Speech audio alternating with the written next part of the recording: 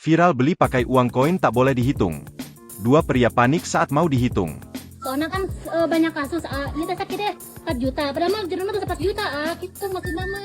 Ya bener tuh 3 juta kok. Entah orang nanya, ya bener tuh 3 juta. Viral sebuah video beredar di media sosial dua pria yang hendak belanja di minimarket menggunakan uang koin. Video yang direkam seorang kasir salah satu minimarket di Karawang menunjukkan dua pria bertopi yang membawa uang koin dalam plastik hitam. Salah satu pria menggunakan baju loreng oranye. Dalam video tersebut menyebutkan bahwa uang yang dibawanya berjumlah 3,7 juta.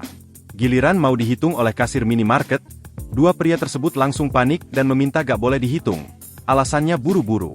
Uang yang telah dikeluarkan di meja kasir lalu diambil kembali oleh dua pria tersebut.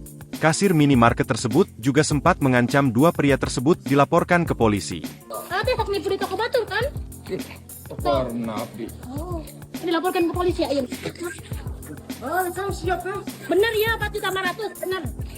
Kasir minimarket tersebut banjir pujian dari netizen yang menyebutkan sangat berani menghadapi dua pria tersebut. Download Tribun X sekarang. Menghadirkan lokal menjadi Indonesia.